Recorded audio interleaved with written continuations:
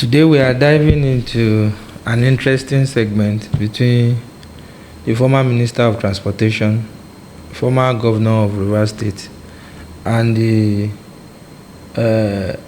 channel television anchor Kayode Okikiola and Geoffrey. Let's watch. Welcome back. Let's bring in our guest, who is not doesn't need any form of introduction. Former Governor of Rivers State, former Minister of Transportation, and a key figure contender for the 2027 presidential election in the ADC, Mr. Rotimi Amaechi. Your Excellency, good morning and welcome to the program. Your Excellency, if you can hear us, good morning, sir. I said good morning. I said good morning. How are you? I'm very well, sir. Thank you for coming on the program this morning. I think we'll just start from what has been playing out in the less than 24 hours. Let's start from there before we dig deep into other things as far as the state of the nation and the opposition is concerned. The president was speaking with renewed hope ambassadors yesterday, represented across the 36 states of the Federation and the FCT. And it was literally rallying his people to say, look, we can get this done. In fact, with you guys, it's a done deal. I have nothing to fear. I'm not intimidated by anyone. If there's anything they cannot do is to intimidate me. It looks like, despite the rallying of the opposition, the formidable force the ADC is causing, the president, doesn't look flustered. You've been with him.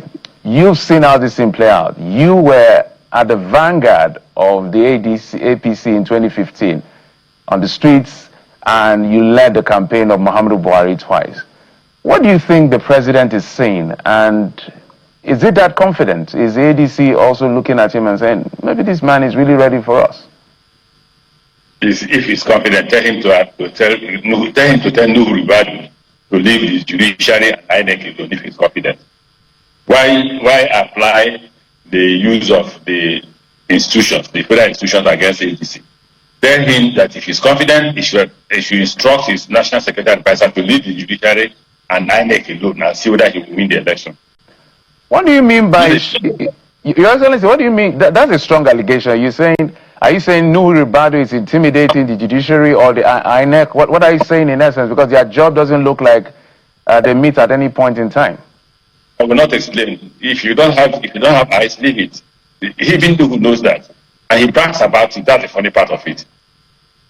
If he thinks he's capable of winning the election, they should allow the INEC and judiciary alone. Look at the interpretation of the ruling or judgment by the Court of Appeal. Amupitan interpreted the judgment to be that we are leaderless. But that's not true. And that's not what the law says. Are you saying, sir, that in a free, fair, credible election, that Bola Tinubu will lose with all he has in terms of 36 governors, lawmakers, and his rallying team across the grassroots? Whether free, fair, or unfair and not free, if we are on the ballot, President Bola Tinubu will lose the election. Take it for free. Take it for granted. Look, the problem is he does not want a strong candidate on the ballot. So what are they doing? What they are doing is that they are interfering with all the parties using the judiciary as an institution. So every day they go to court, they get all sorts of funny judgments and all that. Let them allow the institutions to pursue justice. Let there be justice. And let them allow all the political parties to have candidates on the ballot and see whether President Bola Tinubu will win. How can you win with such an economy? How can you win with such an insecurity? How can you win when the president can't even campaign? When the president will stop at Plateau Airport? So how will he go to start to campaign in Plateau? I don't think we should address this issue. If you want to address some other important issues, then we go to that point. The point is, the strategy that they are applying is simple. Let us use government institutions to stop the people. Simple. And speaking of winning, you are a major contender for the ADC ticket, all things being equal. But you also worked under the last administration of late President Muhammadu Buhari, a key minister in that administration. And as my colleague has just mentioned, you led his campaign twice. And for many, that administration set Nigeria back many years in terms of its management of the economy and finances. So for those who see your aspiration and perhaps if you eventually got the ticket, as a minus, a baggage for Nigeria rather than a plus, what do you say to them? How would you defend your aspiration as a contender for the presidential ticket? First, I don't agree with you. There's a difference between myself and President Buhari. I was governor of the state. Can we do a referendum? All the candidates who are, or aspirants who are running for presidency, including President Bola Tinubu, have served government. Do a referendum. Go to P2B, go to Anambra State and see what is done. Go to the Vice President Atiku was Vice President. Let's see what he's done. Let's see what he's done in customs. Let's look at what Tinubu did in Lagos. Let's look at what Tinubu is doing in Nigeria now. Come to Rotimi Amaechi in Rivers State. See what I've done in Rivers State. Look at what I've done in transportation and choose who will be the presidential candidate or choose who will be the president. That's what to do. When you now compare, oh, you were part of President Buhari's government. Of course I was. Did we do? We are better than Tinubu by far. But from the day I left Minister of Transport, that is the day the railway construction stopped. We put the security facilities in place in our water, and there was security in our water. Is it the same thing today? Now they are paying 1.something trillion naira to militants to protect pipes. Did we do that? Was corruption this high? Was a bag of rice this costly? Were people being killed everywhere in this magnitude? Yes, people are dying in Buhari's government, not in this magnitude. Where governors will enter armored personnel carrier to address their citizens. For Christ's sake, can you please? Look, let the country assess us based on all the things. We have held public positions. All of us have held public positions. I was speaker, so assess me by the role I played as Speaker of Parliament in Rivers State. I was governor. Go and assess what I did. I'm the only governor in Nigeria who confronted insecurity and surmounted insecurity in Nigeria. So check that. That's what you should do. You just check all that. So we can stop this argument of who is a better candidate, who is a better person, who can manage the country. I've managed the country before, not in the mandate of the president. I've managed the Minister of Transport. I discharged my responsibility as the Minister for Transport. I consulted, I completed the Kaduna-Abuja rail line. I started and completed the Lagos-Ibadan rail line. I built a brand new seaport that Lagos State government was claiming that they built it. I built it from beginning to the end, completed the Lekki Deep Seaport. I started it, I broke the ground, I completed it.